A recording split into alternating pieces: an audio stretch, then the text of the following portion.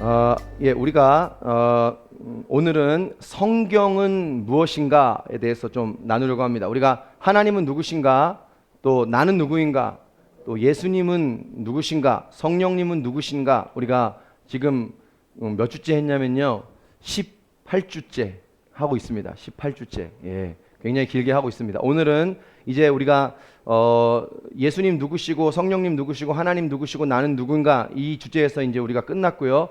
단편적인 주제를 좀 나눌 겁니다. 성경은 무엇인가? 말씀은 무엇인가? 뭐 이렇게 기도는 무엇인가? 예배란 무엇인가? 교회란 무엇인가? 이런 단편적인 주제를 좀 나누려고 합니다. 오늘은요, 성경은 무엇인가? 말씀이란 무엇인가? 좀 나누려고 합니다. 자, 여러분, 성경은요, 선포합니다. 살아계신 하나님의 말씀입니다. 여러분 동의합니까? 성경은 살아계신 하나님의 말씀입니다. 자, 총 66권으로 이루어져 있는데 구약 39권, 신약 27권. 66권인데 구약, 신약이 어떻게 나눠져 있는지 계산하는 방법은 아주 쉽습니다. 구약 몇 권이라고요? 39권. 39, 27. 신약은 27권입니다. 그래서 39권, 27권 합치면 66권입니다. 외우기 쉽죠? 외우기 쉽답니다. 여러분, 성경은 역사 이야기가 아닙니다. 소설도 아닙니다. 성경은 역사적인 사실입니다. 사실이에요. 그리고 하나님의 말씀인 줄로 믿습니다. 여러분, 성경이 하나님의 말씀이면 하나님이 쓰셨나요? 그럼 하나님이 쓰신 거예요? 아니요. 여러분, 성경은 하나님이 쓰신 게 아닙니다. 사람이 썼습니다. 2000년 동안 약 40여 명의 기록자에 의해서 성경이 기록되어졌어요. 쓰여졌습니다. 아니, 그러면 하나님의 말씀인데 사람이 썼으면 이거 하나님 말씀이 아니잖아요. 그렇죠? 사람이 썼는데 어떻게 하나님 말씀이 될 수 있죠? 자, 그게 아니고 여러분, 성경은 하나님의 감동으로 되어 있습니다. 하나님의 감동이요. 여러분, 이게 성경이 하나님의 말씀이 될 수 있는 증거입니다. 이유입니다. 이게 성경의 특징 중에 하나인데요. 자, 성경이 하나님의 말씀이 될 수 있는 증거, 여러 가지가 있지만 두 가지만 여러분들에게 오늘 나누고자 합니다. 첫 번째는 뭐냐면, 방금 말했죠. 성경은 하나님의 감동으로 되어 있다는 겁니다.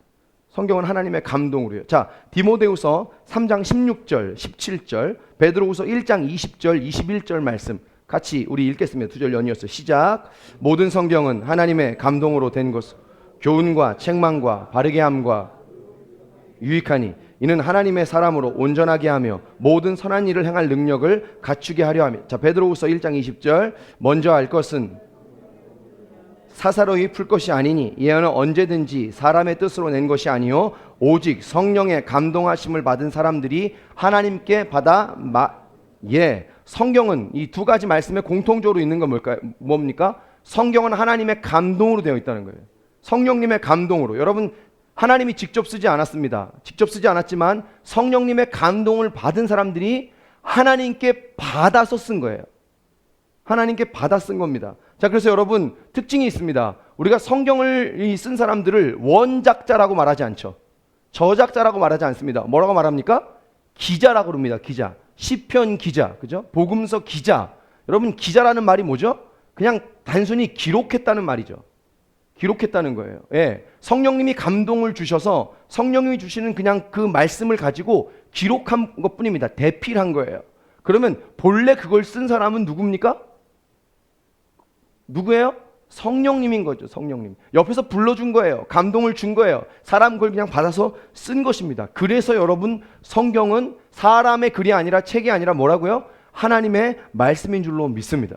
설교도 마찬가지입니다. 설교도요. 여러분, 설교는 하나님의 말씀을 전하는 거잖아요. 두 종류의 설교자가 있습니다. 두 종류의.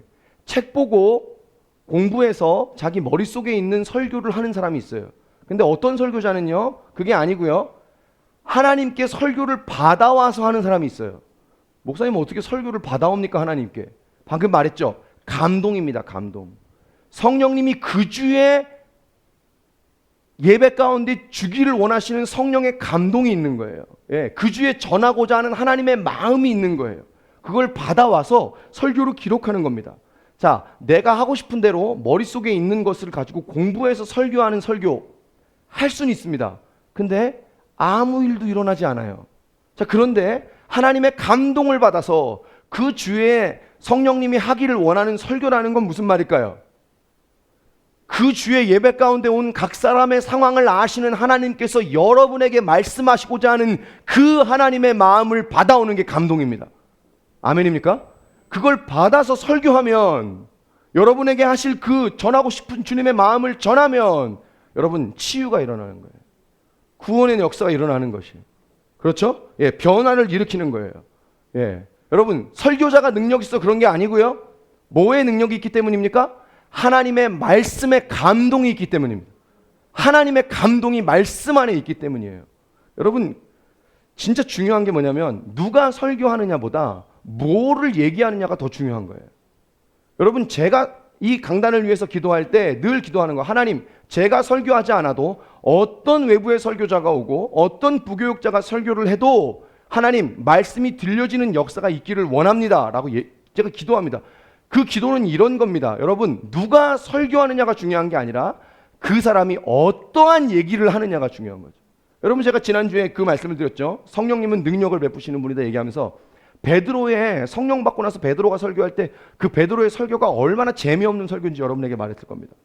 기억이 나세요?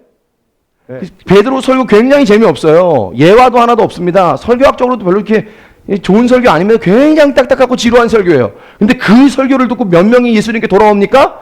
3,000명이 돌아옵니다. 할렐루야. 5,000명이 돌아옵니다. 여러분, 베드로는 공부 많이 한 사람이 아니라고 그랬어요.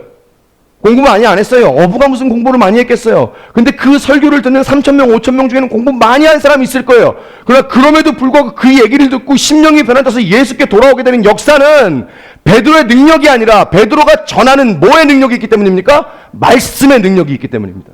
누가 설교하냐보다 중요한 거는요, 무슨 얘기를 하느냐가 중요한 거예요. 십자가를 증거하기 때문입니다. 예수님을 증거하기 때문입니다. 그래서 능력이 나타나는 거죠. 여러분, 저는 믿습니다.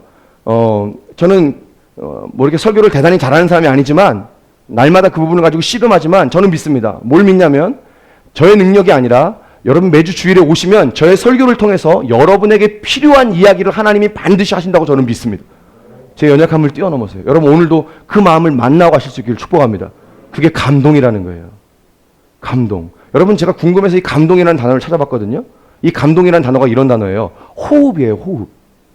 아니, 감동이 호흡하고 무슨 상관이 있을까 찾아봤더니 여러분, 하나님이 아담을 지어놓고요, 그 코에 생기를 후 불어넣으시죠. 제가 이걸 많이 말씀드렸죠. 루아흐, 생기예요. 그러니까 하나님이 아담을 만들어 놓고 이 생기를 코에 후 불어주기 전에는 아담이 살아나지 않았습니다. 그냥 몸뚱아리인 거예요. 그런데 불자마자 아담이 생명이 되었다고 말합니다. 살아났다고 말합니다. 여러분, 이게 감동입니다. 무슨 말이냐? 사랑하는 여러분, 우리가 일주일 동안 지쳐있다 왔고요. 분주함 속에 왔고요. 죄악 속에 쓰러져 있다 왔고요. 유혹에 넘어져서 왔고요. 괜찮아요. 그렇게 왔지만 하나님의 말씀의 감동이 우리의 심령 안에 들어가면 우리가 살아나게 되는 줄 믿습니다. 오늘 그 마음을 만나고 가시길 축복합니다. 그러니까 교회 와가지고요, 우리가 다른 사람 만나고 사람들 만나고 인사하고 돌아갔는데 하나님의 감동은 못 만났다. 하나님은 못 만나고 갔다.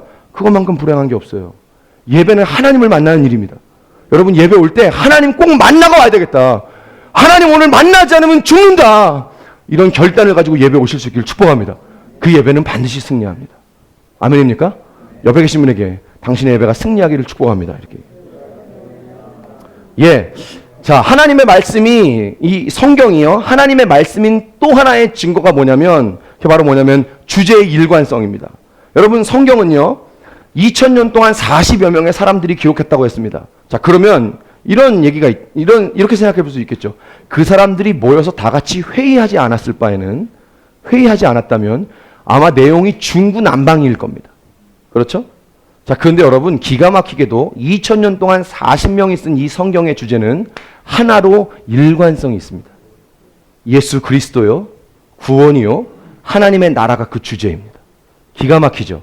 여러분, 기록자는 여러 명인데 주제가 하나라는 얘기는 결국은 누가 썼다는 거죠? 한 명이 썼다는 거예요. 한 명이. 그분이 누굽니까? 성령 하나님이신 줄로 믿습니다. 성경은 하나님의 감동으로 된 것으로. 예, 여러분, 그래서 이 성경이 하나님의 말씀인 겁니다. 자, 오늘 이 성경의 특징, 왜 하나님 우리에게 성경을 주셨는지 성경의 특징 4가지 여러분에게 전하고요, 나누고요, 말씀 마치길 원합니다. 첫 번째, 성경의 특징은 뭐냐면요, 첫 번째 성경의 특징은 구원에 이르는 지혜가 담겨 있다는 겁니다. 자, 디모데후서 3장 1절입니다. 디모데후서 3장 1절. 같이 읽습니다. 시작. 또 어려서부터 성경은 능히 너로 하여금 그리스도 예수 안에 있는 믿음으로 말미암아 구원에 이르는 지혜가 있게 하느니라. 아멘. 아멘. 여러분, 이 성경에는요. 오늘 이거 들고 해야 되겠네요. 이 성경에는요. 구원에 이르는 지혜가 있습니다. 구원에 이르는 지혜가 있어요. 여러분, 그래서 우리에게 성경을 주신 겁니다. 우리에게 구원을 주시려고요. 그렇죠? 여러분, 당연하다고 여기지 말고요. 우리가 뭐 성경을 늘 이렇게 옆에 두고 사니까 당연한 게 아닙니다. 여러분, 세상에 어떤 책에도 구원이 담겨져 있는 책은 없습니다. 여러분, 뭐 어떤 책을 읽어서 우리가 큰 마음에 뭐 어떤 위안이 되고 지혜를 얻을 수는 있겠으나 세상에 어떤 책도 구원을 담고 있진 않아요. 구원을 담고 있다는 얘기는 이 성경 안에 뭐가 있냐면요, 여러분, 천국이 담겨져 있다는 거예요. 천국이요. 세상에 어떤 책도 천국을 담고 있는 책은 없습니다. 놀라운 사실이죠. 여러분, 우리가 성경에 자부심을 가질 수 있기를 축복합니다. 우리가 뭐 무거워서 그런 거겠지만 조그만 성경책 들고 다니는 분들 회개하기를 축복합니다. 조그만 성경책 들고 다니지 마세요. 큰 거 들고 다니세요. 큰 거. 무거워서 조그만 거 들고 다니는 건 이해합니다. 근데 웬만하면 큰 거 들고 다니세요. 카페에서 우리 성경 읽을 때 쭈삐쭈삐 보면 안 돼요. 쭈삐쭈삐 보면 안 돼요. 당당하게 펴서 읽는 거예요. 당당하게. 여러분, 우리가 성경에 자부심을 가질 수 있기를 축복합니다. 이번에 제주도 가서 선교사 대회를 이제 섬기고 왔는데요. 그 중에 어떤 한 분이, 제가 교제는 개인적으로 하지 못했습니다만 성경 번역 선교사예요. 성경 번역 선교사. 종종 이 성경을 번역하는 선교사님들을 봅니다. 그 나라에 가가지고 그 나라의 언어를 배우고, 이 성경이 아직 번역되어 있지 않은 나라죠. 갑니다. 그 성경 번역만 하는 아주 큰 선교단체도 있습니다. 이제 그 선교사님인데 그분이 꽤 긴 기간을 성경 번역 이 선교를 한 거예요. 10수년을 한 겁니다. 벌써. 꽤 긴 기간을 한 거예요. 근데 아직도 번역을 못했어요. 근데 그분이 이 자매님이신데 결혼도 아직 못했어요. 여러분, 그분이 왜 이렇게 그 고생을 하고 있는 거예요?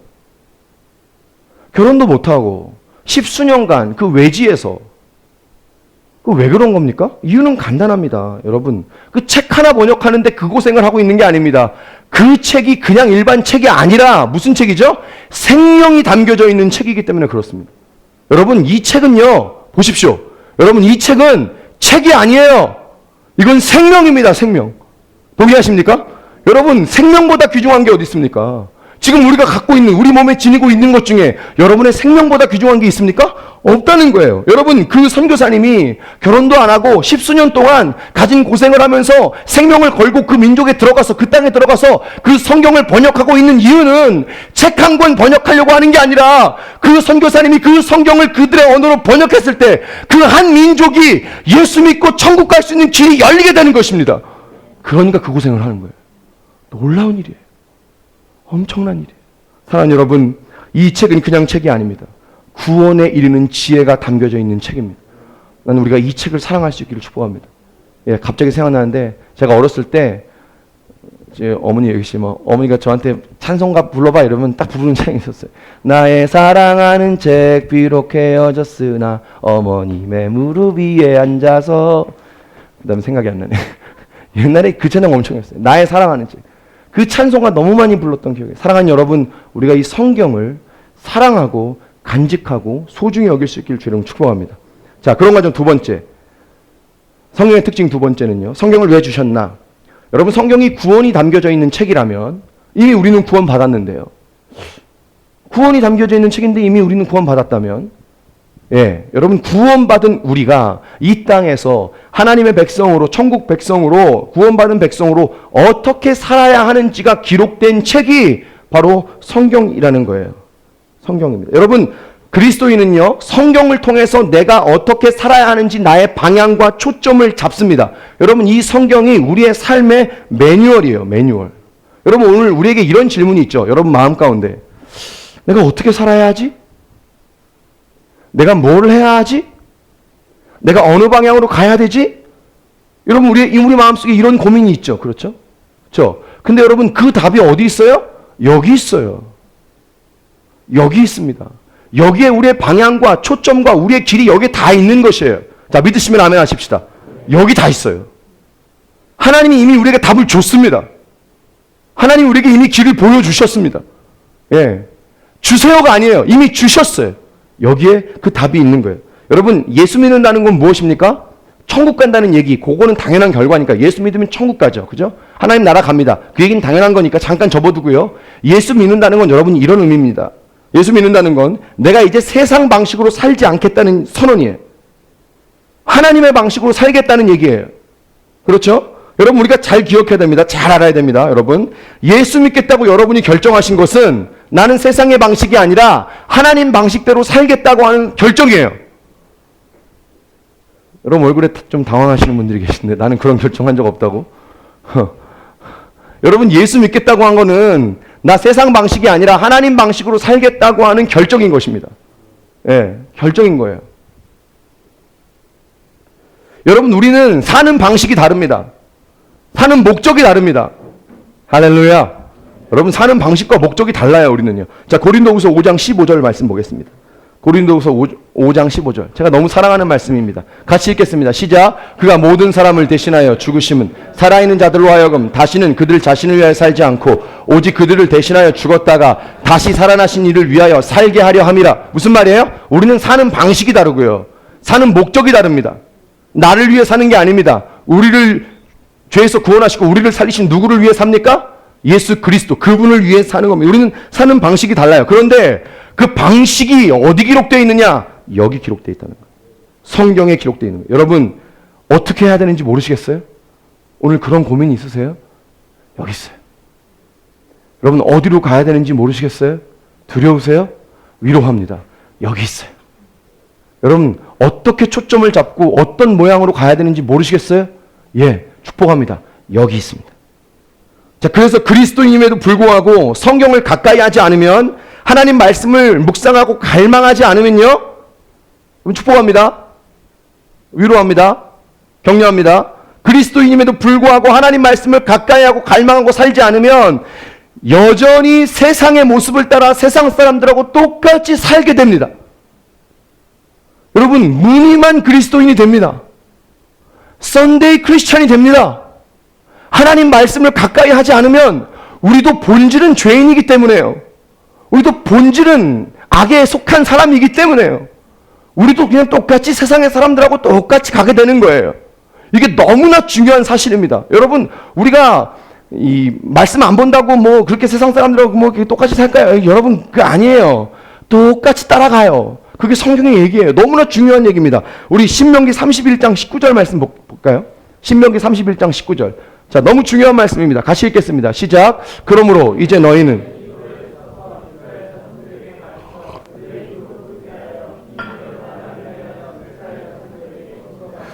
하나님이 이거 모세에게 하신 말씀입니다. 자, 저를 보십시오. 모세에게 하신 말씀인데요. 모세가 죽기 직전에 하나님이 모세에게 말하는 거예요. 내가 너에게 전했던 모든 말씀을 노래로 만들어라. 여기 음악 하시는 분들 이 말씀 굉장히 중요한 말씀입니다. 예, 여러분의 인생의 비전이 될 겁니다. 하나님이 모세에게 전하신 그 말씀을 모세가 죽기 직전에 노래로 만들어서 부르게 하랍니다. 특별히 그걸 노래로 만들어서 누구에게 부르게 하라고 하냐면 어린 아이들에게 가르치라고 합니다. 이게 왜 그러냐면요, 여러분, 이제 모세가 죽기 직전이잖아요. 지금 뭐가 코앞에 있는 겁니까? 무슨 땅이요? 가나안 땅이 코앞에 있는 거잖아요. 근데 이 하나님의 말씀을 기억하지 못한 채로 그 땅에 들어가면 어떻게 됩니까? 가나안 백성들처럼 똑같이 살고 하나님을 떠나고 우상을 숭배하게 되기 때문에 가장 쉬운 방법으로 노래로 익히게 해서 가게 되는 거예요. 가라고 말씀하고 있는 거예요. 여러분, 저는 여기서 굉장히 목사로서 굉장히 무겁고 막중한 책임을 갖는데요. 여러분, 우리 청년들이, 다음 세대 아이들이 이렇게 무너지게 된 게 누구 책임이 아니고요. 여러분들의 책임도 물론 있겠습니다만 그 교회 책임입니다. 목사 책임이고요. 기성세대 책임입니다. 왜 그러냐면요, 말씀을 제대로 가르치지 않아서 그래요. 기준이 없어요. 뭐를 기준을 두고 살아야 되는지, 뭐가 옳은지 뭐가 그른지 기준을 가르쳐주지 않았기 때문입니다. 제가 한 통계를 보니까요, 한국교회에서 제일 큰 교단입니다. 한국교회에서 제일 큰 교단인데 지난 10년간 이 교단의 차세대, 다음 세대 아이들의 그 교회 학교의 성장 추이가 나타난 그 통계인데요, 제가 보고 깜짝 놀랐어요. 지난 10년간 우리나라에서 가장 큰 교단의 이 교회 학교의 성장 추이가요, 10년간 약 37%가 감소했어요. 40%, 거의 절반에 가까운 수가 교회 학교가 두 동강 난 거예요. 근데 여러분 이게 가장 큰 교단이라 이 정도예요. 개교회는 더 말할 수 없습니다. 제가 지난번에 부산 내려갔는데 한 10년 전에 3,000명 정도 모이는 성인이 3,000명 정도 모이는 교회. 여러분 부산에서 3,000명이면요. 서울에서는 거의 10,000명에 가까운 교회예요. 부산은 복음화율이 굉장히 어렵거든요. 근데 그렇게 큰 교회가 3,000명인데 그때 청소년부가 300명 모였답니다. 어마어마한 숫자입니다. 교인의 10분의 1이 청소년부니까요. 어마어마하게 많이 모인 거예요. 근데 지금 10년이 지난 지금 그 교회에 청소년부가 몇 명인가? 30명이 안 돼요. 장년 수는 줄었지만 그래도 유지합니다. 청소년 숫자는 30명, 10분의 1도 안 되는 수로 감소했어요. 여러분 이게 왜 이렇게 된 걸까요?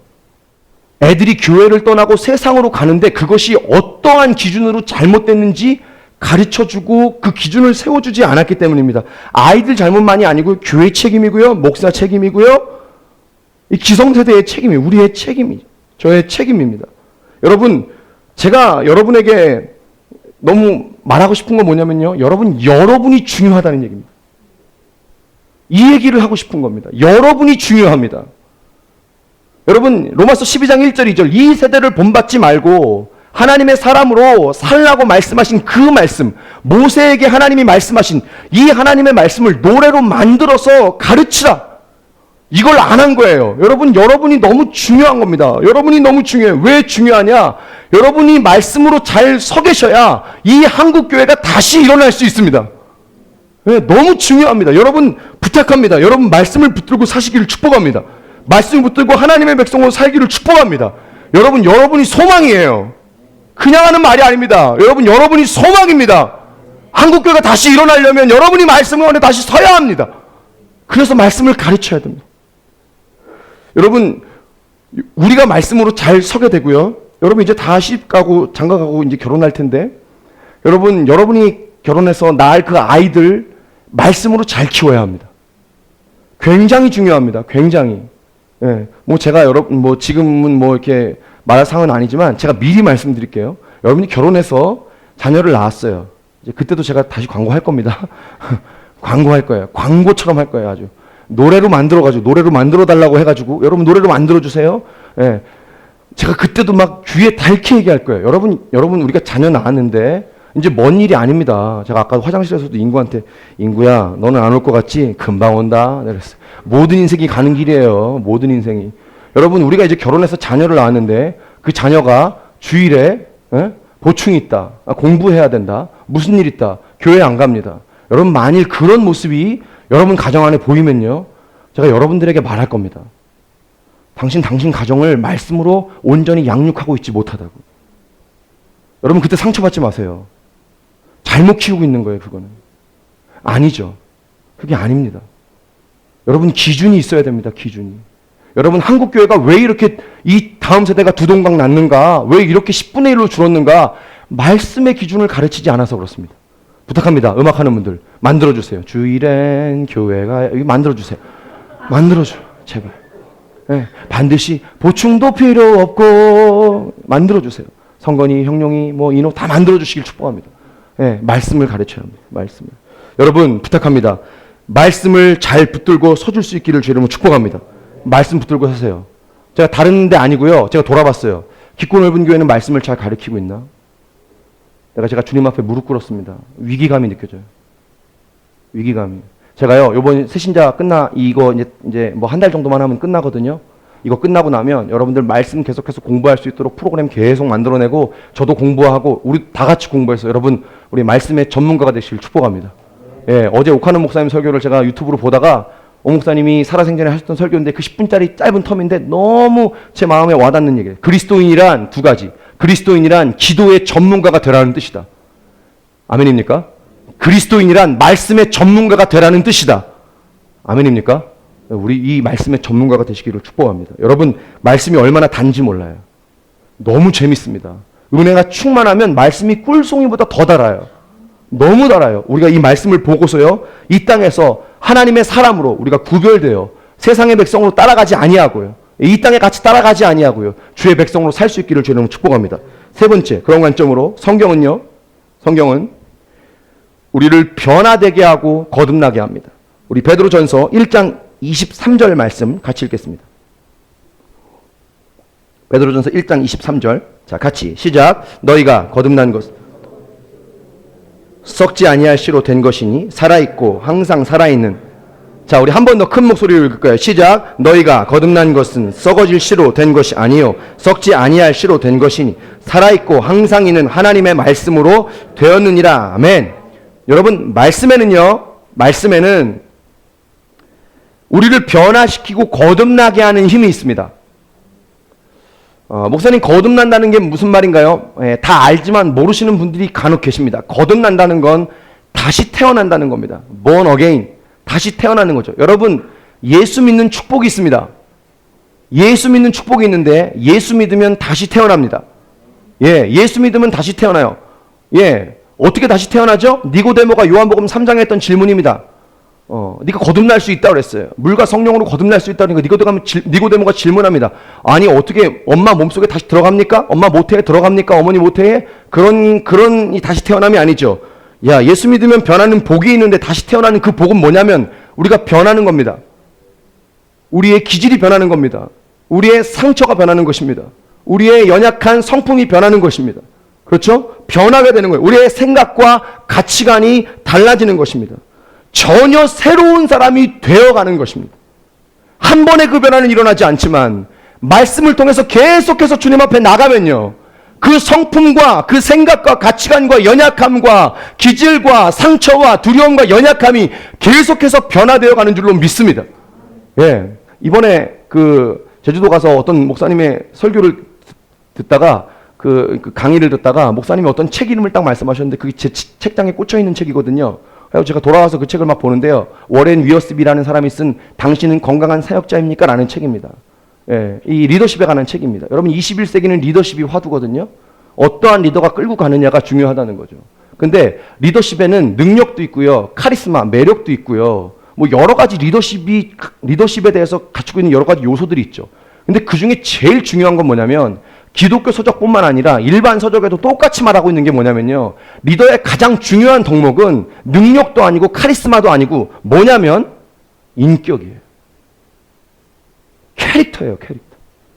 교회에서만 그런 말을 하는 게 아니고요, 성경에서만 그런 말을 하는 게 아니고요, 목사님만 그런 말을 하는 게 아니고요, 일반 서적에도 똑같이 말하고 있는데 뭐냐면 21세에 온전한 정말 멋진 리더가 되기를 원한다면 너의 캐릭터가 바뀌어야 된다는 거예요. 근데 여러분, 세상은 어떻게 하는지 잘 모르겠어요. 근데 여러분, 하나님의 말씀에는 그 힘이 있는 줄 믿습니다. 여러분, 우리의 성품과 연약함이 한 번은 아니지만 날마다 하나님의 말씀을 묵상하며 상고하며 이 말씀 앞에 엎드려지기 시작할 때 우리의 캐릭터가 변하는 줄 믿습니다. 사랑하는 여러분, 축복합니다. 여러분, 우리 모두가 다 21세기에 하나님 쓰시는 놀라운 리더가 될 수 있기를 축복합니다. 그렇다는 거죠. 여러분, 이 누가복음 19장에는요 삭개오 이야기가 나옵니다. 삭개오 아시죠? 이 삭개오는요, 이 불의한 세리입니다. 세리인데, 세금을 걷는 사람인데 아주 불의한 방법으로 남의 돈을 많이 갈취해가지고 사람들이 다 싫어합니다. 왕따예요. 자, 근데 어느 날 예수님이 그에게 찾아간 겁니다. 찾아가셨어요. 이 삭개오는 키가 굉장히 작았는데 돌 무화과나무 위에 올라가서 예수님을 이렇게 보고 있었습니다. 그때 예수님이 삭개오에게 말씀합니다. 삭개오야, 속히 내려와라. 속히 내려와라. 내가 오늘 밤 너의 집에 거하여야겠다. 아멘. 근데 여러분, 삭개오가 이 예수님의 말씀을 듣고 충격을 받습니다. 쇼크를 받아요. 왜 쇼크를 받죠? 삭개오는 사람들이 가까이 하지 않았다고 그랬죠, 그죠? 왕따였다고 그랬죠? 근데 예수님이 말하는 거예요. 나에게 말을 걸어준 거예요, 첫 번째는. 여러분, 외로운 사람에게 말 걸어주는 것만큼 큰 위로가 없죠. 말을 걸어준 거예요. 두 번째는 뭐예요? 내가 오늘 밤 너의 집에 거하여야 되겠다. 이게 충격이에요. 자, 이 엄청난 충격을 받은 삭개오가 충격 때문에 그랬는지 예수님께 뭐라고 말했는지 아세요? 자, 누가복음 19장 8절입니다. 누가복음 19장 8절 같이 읽겠습니다. 시작. 삭개오가 서서 주께 여짜오되 주여 보시옵소서, 내 소유의 절반을 가난한 자들에게 주겠사옴. 만일 누구의 것을 속여 빼앗은 일이 있으면 내 갑절이나 갚겠나이다.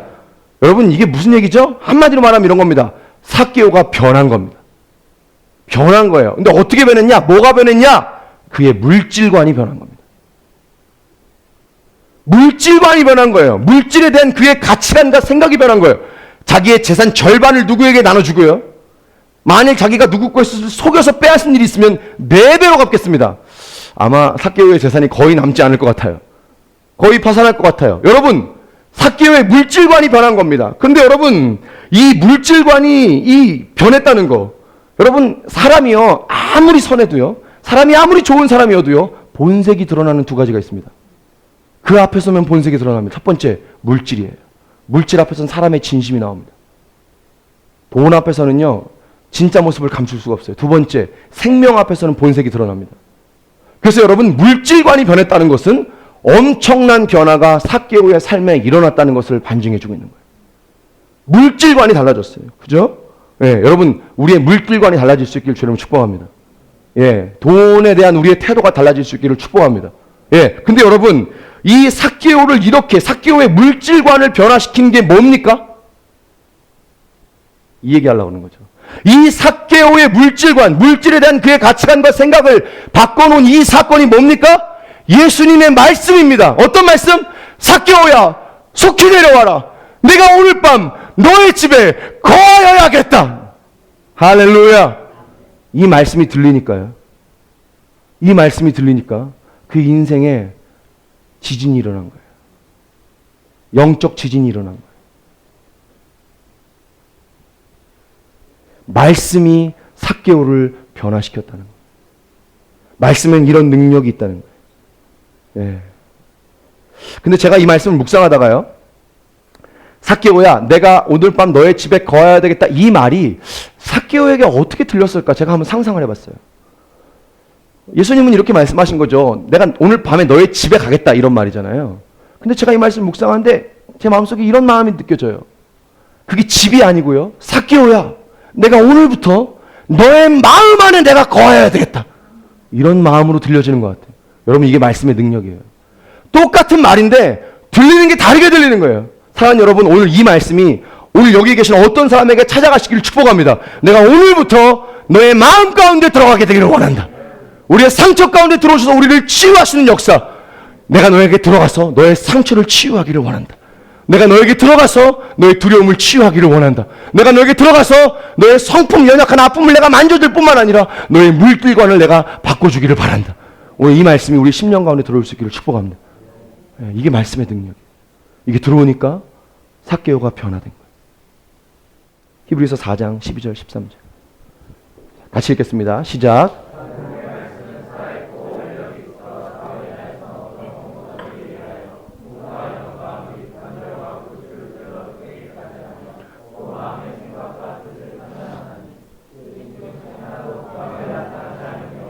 우리의 결산을 받을 시리에 눈앞에 만물이 벌거벗은 것 같이 드러나느니. 자, 여러분, 하나님 말씀이 어떻게 우리를 변화시킬 수 있는지 그 이유를 얘기하는 겁니다. 이렇게 말합니다. 여러분, 하나님의 말씀은 살아있어서 좌우에 날이 선 어떤 검보다 예리해서 혼과 영과 관절과 골수를 찔러 쪼개기까지 하고 마음의 생각을 판단한다. 여러분, 하나님의 말씀이 우리 마음에 딱 들어올 때요, 보십시오, 우리의 마음을 꿰뚫습니다. 그리고 쪼개어 보여줍니다. 내 생각이 옳았는지 옳지 않았는지, 내 행동이 옳았는지 옳지 않았는지, 나의 기준이 제대로 된 하나님의 말씀의 기준에 서 있는지 그렇지 않은지를 보여줍니다. 때로는요, 감추고 싶고 인정하고 싶지 않은 내 모습을 보여주기도 합니다. 그래서 말씀을 볼 때 조금 아프기도 합니다. 따갑기도 합니다. 여러분, 말씀을 가까이 하는 건 축복인데 말씀을 가까이 하는 축복을 얻기 위해서 감수해야 되는 고통이 있기도 한 거예요. 자, 근데 여러분, 그렇기 때문에 우리가 변화되는 줄로 믿습니다. 이게 말씀의 기능이에요. 자, 잠언 1장 7절부터 9절의 말씀 같이 읽겠습니다. 잠언 1장 7절에서 9절 같이 시작. 여호와를 경외하는 것이 지식의 근본이요, 미련한 자는 지혜와 훈계를 멸시하는. 내 아들아, 내 아비의 훈계를 들으며 내 어미의 법을 떠나지 말라. 이는 내 머리에 아름다운 관이요 내 목에. 예, 여러분, 하나님이요, 말씀으로 우리를 변화시키시는 여러 가지 방법이 있지만 그 중에 하나가 뭐냐면요, 예, 훈계입니다. 질책이에요. 책망입니다. 여러분, 그래서 하나님 말씀 들을 때 따끔따끔하고 얼마나 아픈지 몰라요. 저는 큐티를 참 사랑하는데요, 큐티할 때 제일 행복합니다. 아무도 안 믿으시는군요. 큐티할 때 저는 제일 행복해요. 큐티할 때 제일 마음이 평온하고요. 말씀을 통해서 제 삶을 이렇게 하나님 보여주시고 비춰주실 때 너무 행복합니다. 근데 제가 큐티할 때 한 가지 스트레스가 있어요. 그게 뭐냐면 하나님이 말씀으로 저를 한 번씩 이렇게 훈계하실 때 이게 따가워요. 그게 하나님 사랑인 걸 알고 거의 매일 들음에도 불구하고 뭐 제가 죄인이니까 거의 매일 듣습니다. 근데 그게 따가워요. 아파요. 그래서 어떤 때는 막 큐티하기 싫을 때가 있습니다. 네, 오늘로 고백합니다. 저도 큐티할 때가 너무 싫을 때가 많아가지고 안 하고 싶은 날이 너무 많아요. 따가우니까요. 훈계하시니까요. 근데 돌아보면 그 과정 때문에 지금도 제가 참 연약하지만 그 과정 때문에 제가 여기까지 성장해 있는 걸 봅니다. 한 번은 제가 사사기 말씀을 묵상하는데요. 사사기 말씀 정말 헤비합니다. 아주 그냥 헤비 그 자체예요. 근데 그 말씀을 뭐 큐티책에서 열었는데 어떻게 합니까? 다른 말씀 볼 수도 없고 보는데 너무 말씀이 따가운데 제가 인정해야 되는 제 모습이 나오고 하나님 보여주시는데 안 하고 싶은 거예요. 그래서 막 며칠을 이렇게 미뤄두고 안 하다가 금요일날 그거 가지고 큐티 설교를 해야 되는데 안 할 수 있습니까? 예, 그래서 목사는 복입니다. 도망갈 수가 없어요. 예. 그래서 봤어요. 엎드렸어요. 말씀 다시 봤습니다. 결국은 하나님 말씀 앞에 엎드렸습니다. 여러분 그때요. 제가 진짜 많이 울었습니다. 한 3년 전이에요. 사사기 말씀 가지고 지금 제 아내가 앉은 저 자리에서 제가 큐티했더니 너무 기억이 나요. 이 앞을 보면서 아침 한 10시부터 11시 사이에 큐티하면서 제가 그때 정말 많이 울었어요. 말씀 읽으면서요. 근데 여러분 그때 제가 진짜 행복했어요. 여러분 그거 아세요? 말씀 앞에 엎드릴 때가 제일 행복합니다. 여러분 제가 여러분들에게 좀 이제는 뭐 우리 교회에 조금 그 습관이 좀 되긴 했지만 제가 예배 마치고 여러분 공동체 모임할 때 여러분 연약함 감추지 말고 오픈해서 얘기하라고 제가 그러잖아요. 사실 굉장히 불편하시죠? 잘 압니다. 진짜 불편하군요. 지금 불편하잖아요. 자기 연약함 얘기할 수 있는 사람이 누가 있겠어요. 근데 여러분 우리가 그 맛을 그 매력을 알아야 됩니다. 여러분 말씀 앞에 목사도 성도도 리더도 팔로워도 다 같이 옷 벗고 정직하게 설 때가 제일 행복한 겁니다. 오직 영광 받으실 분 예수님밖에 없는 거예요. 우리가 감추고 있다고 해서 우리가 죄인이 아닌 게 아니고 우리가 도리어 옷 벗고 서로 나눌 때요. 감추지 않고 나눌 때요. 그 얘기를 듣고 나는 죄를 나눴는데요. 나는 상처를 나눴는데요. 그 얘기를 듣고 변화되어 돌아오는 사람이 있습니다. 그리고 함께 붙들고 울 수 있는 사람이 있습니다. 여러분 왜 이 한국교회 청년 교회들이 왜 이 부흥이 없는 줄 아세요? 영적 부흥이 왜 없는 줄 아세요? 다 감추고 있기 때문입니다. 다 가리고 있기 때문이에요. 여러분 말씀 앞에 말씀이 비춰주시는 성령님의 조명하심 앞에 우리가 정직하게 설 때 그때 성령님이 우리를 변화시켜 주시고 우리를 새롭게 하시는 줄로 믿습니다. 여러분 너무나 귀한 겁니다. 여러분 혹시 하나님이 요새 여러분 훈계하십니까? 네, 요새 11개상 큐티하는데 만만치 않죠? 만만치 않아요. 아주 훈계하십니까? 굉장히 따가울 겁니다. 불편할 겁니다. 네, 근데 여러분 축복합니다. 여러분 그거 들으셔야 합니다. 들으셔야 합니다. 또 축복합니다. 여러분 주변에 어떤 사람을 통해 하나님이 여러분에게서 훈계하십니까? 여러분 축복합니다. 그거 들으셔야 합니다. 그거 들어야 변합니다. 그리고 그걸 들을 때 내가 변하면 내가 행복해지고요. 우리 모두가 행복해집니다. 변하면 행복해집니다. 말씀에 그 힘이 있는 겁니다. 말씀은 우리를 고통하게 하는 것이 아니요. 하나님이 이 말씀을 통해 우리를 괴롭게 하시는 게 아니요. 이 말씀을 통해 우리를 변화시키셔서 행복한 하나님의 백성의 천국의 삶을 이 땅에서 누리고 살 수 있도록 우리를 이끌어 주시는 것인 줄로 믿습니다. 여러분 그래서 우리가 훈계를 들어야 합니다. 이번 주에 제주도 저하고 같이 갔던 분들 제가 갑자기 중간에 폭탄 선언을 해가지고 다 같이 몇 시에 모여서 큐티하겠습니다. 이래가지고 당황하셨을 수도 있는데 11이상 말씀 우리가 같이 묵상했죠. 우리가 그때도 우리가 봤지만 여러분 훈계가 얼마나 하나님의 사랑이 있고 큰 축복인가. 여러분 이번 주 말씀 묵상하는데 북이스라엘의 바하사라는 왕이 나오죠. 모른 척하지 마시고 자 다 큐티하셨잖아요. 자 북이스라엘의 바하사라는 왕이 나옵니다. 여러분 그 왕이 하나님을 떠났을 때 하나님이 예후 선지자를 통해서 그 사람을 어떻게 합니까? 꾸짖습니다. 하나님의 말씀이 꾸짖었다는 말이 2번이나 나옵니다. 여러분 생각 얼마나 불편했을까요? 말씀이 꾸짖으니까요. 훈계하니까 얼마나 힘들었겠어요. 근데 여러분 이게 얼마나 큰 사랑입니까? 얼마나 큰 축복입니까? 바하사 전에 있던 여로보암의 아들 나답은 그가 하나님을 떠났는데 하나님이 그를 꾸짖었다는 말이 없어요. 바로 모반이 일어납니다. 바로 쿠데타가 일어납니다. 바로 사건이 일어납니다.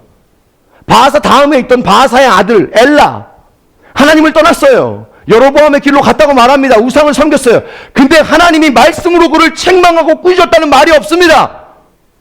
바로 사건이 일어납니다. 바로 하나님의 징계가 사건으로 나타납니다. 사랑하는 여러분, 하나님이 말씀으로 우리를 꾸짖어 주시는 것이 얼마나 큰 사랑입니까? 얼마나 큰 하나님의 은혜입니까?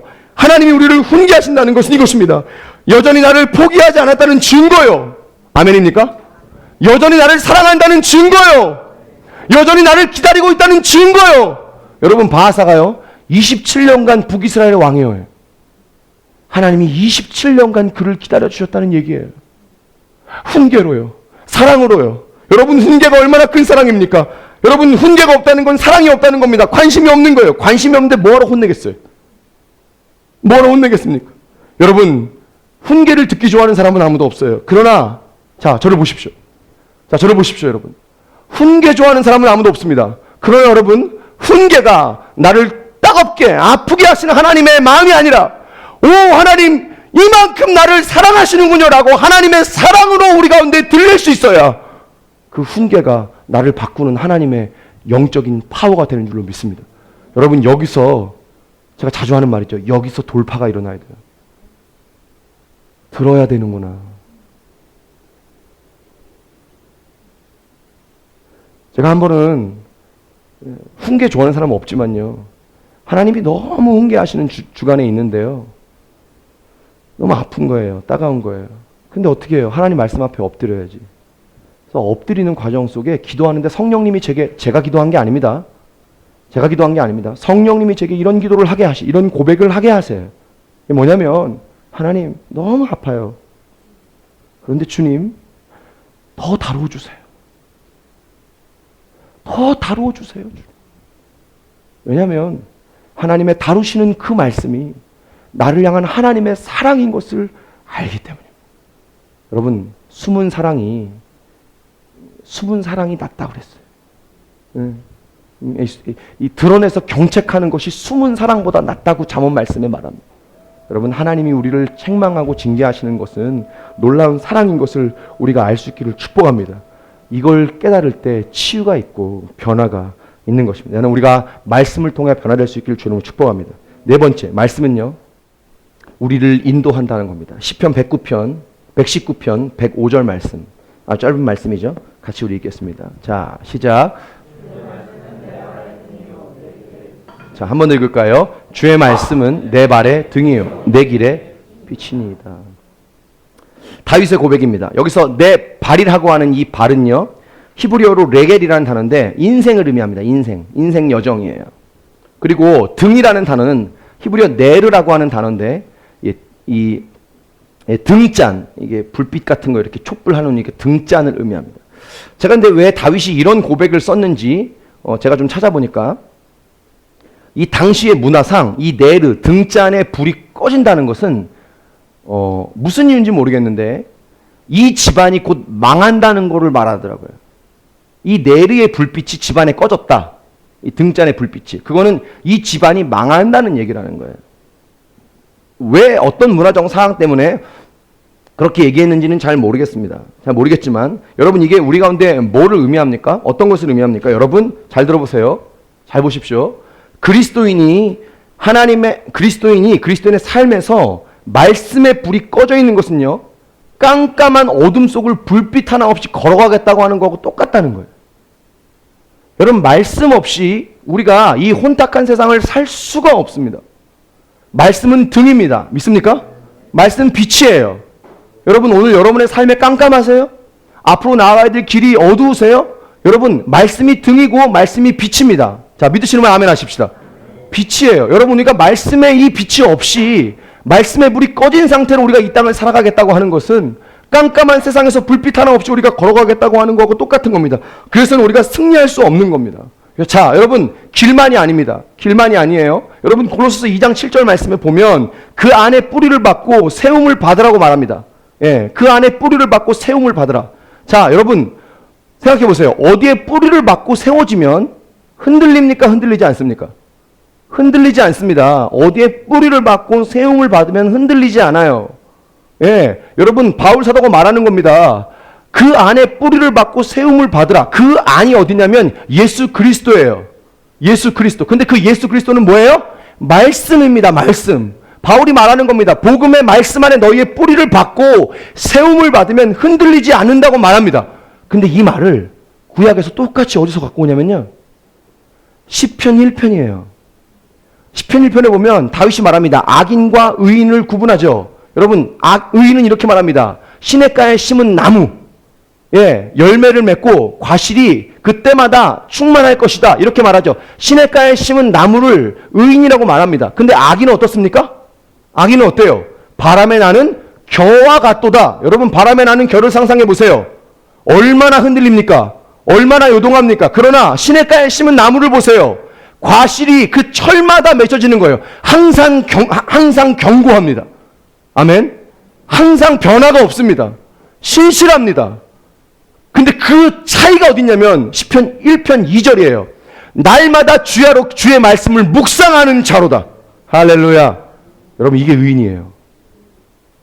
날마다 말씀의 뿌리를 받고 그 말씀 위에 세움을 받은 사람, 견고하여 흔들리지 않고 요동하지 않고. 여러분, 오늘 우리의 마음이 흔들립니까? 우리가 말씀의 뿌리를 박을 수 있기를 주님으로 축복합니다. 예, 말씀의 뿌리를 박는 거예요. 우리가 어디로 가야 되는지 알지 못합니까?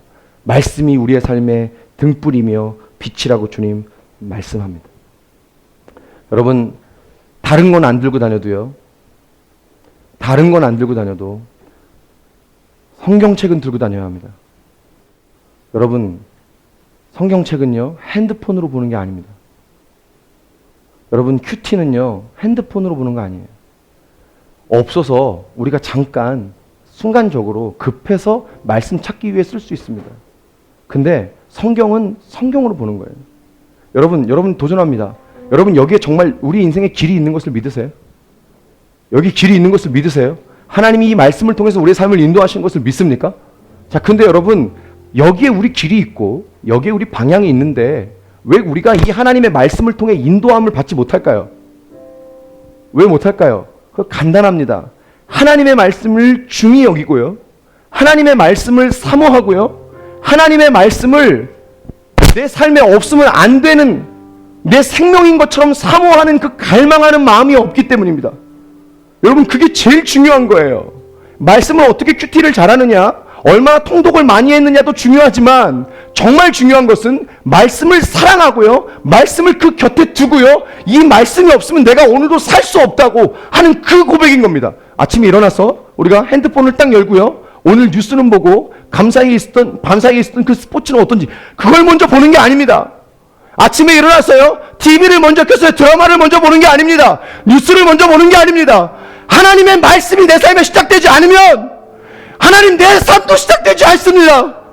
하나님의 말씀이 없으면 내 삶에 오늘도 잠들 수 없습니다. 여러분, 이 고백과 갈망으로 하나님의 말씀을 붙드는 사람, 말씀이 그 길에 득이 되는 줄 믿습니다. 빛이 되는 줄 믿습니다. 여러분, 이 말씀을 사랑하십시오. 이 말씀을 사랑하십시오. 사모하십시오. 이 말씀이 우리의 생명인 줄로 믿습니다. 우리 창세기 말씀 읽고 말씀 마치길 원하는데요, 창세기 12장 4절입니다. 창세기 12장 4절 같이 읽겠습니다. 시작. 이에 아브라함이 여호와의 말씀을 따라 롯도 그와 함께 갔으며 아브라함이 하란을 떠날 때 75세다. 자, 여러분, 아브라함이요, 뭘 따라갔다고 말합니까? 하나님의 말씀. 여러분, 아브라함은요, 믿음의 조상입니다. 믿음의 조상 되려고 간 게 아니고요, 말씀 따라가다 보니까 어느 날 믿음의 조상이 된 줄로 믿습니다. 우리에게도 이런 놀라운 축복이 있게 되기를 바랍니다. 여러분, 말씀을 따라가세요. 하나님 말씀을 따라가십시오. 하나님 말씀 따라간 인생은 절대 망하지 않습니다. 실패하지 않습니다. 여러분, 말씀도 그렇고요, 자 보세요, 기도도 그렇고요, 처음에 할 때는 티가 안 납니다. 예, 근데 시간이 지나면 말씀과 기도로 하나님 앞에 나간 사람은 반드시 티가 납니다. 성품도 티가 나고요. 가는 길도 다르고요. 하나님이 부어주시는 은혜와 기름 부으심도 다르고요. 열려지는 하나님의 축복도 다릅니다.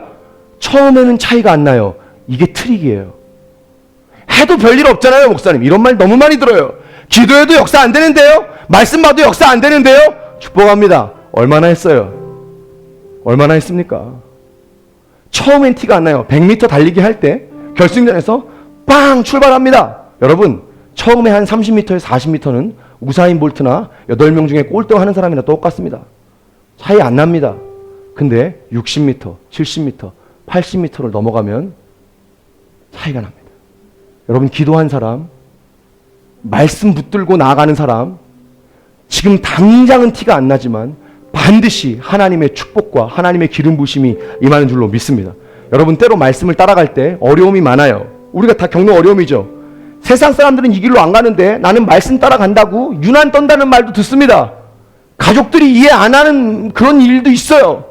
손가락질 받을 때도 있습니다. 예, 원망을 들을 때도 있습니다. 여러분, 그것 때문에 자존심도 상하고 상처도 받습니다. 예, 우리가 그렇습니다. 그러나 여러분 기억하십시오. 반드시 우리가 기억해야 할 것은 뭐냐? 말씀이 결국은 승리하는 줄로 믿습니다. 여러분, 결국 이 세상은 말씀대로 돼요. 말씀이 이기는 겁니다. 여러분, 말씀대로 따라간 여러분이 이기게 될 줄로 믿습니다. 그러니까 어떤 유혹이 오고요, 어떠한 상황이 와도요, 말씀 따라가는 삶을 포기하지 마세요. 여러분, 마음대로 가지 마세요. 주의 말씀, 주의 마음을 따라가세요. 하나님의 감동을 따라가세요. 그 사람 결국 말씀이 승리하는 것처럼 그 사람 승리하게 될 줄 믿습니다. 여러분, 결국은요, 여러분이 꼬린 지점에 딱 들어갔을 때 사람들이 여러분을 통해서 하나님을 보게 될 것입니다. 아멘입니까? 그리고 여러분을 인정할 것입니다. 당신이 맞았다고. 할렐루야. 이 놀라운 축복을 올려 주실 주님께 감사의 박수 한번 올리겠습니다.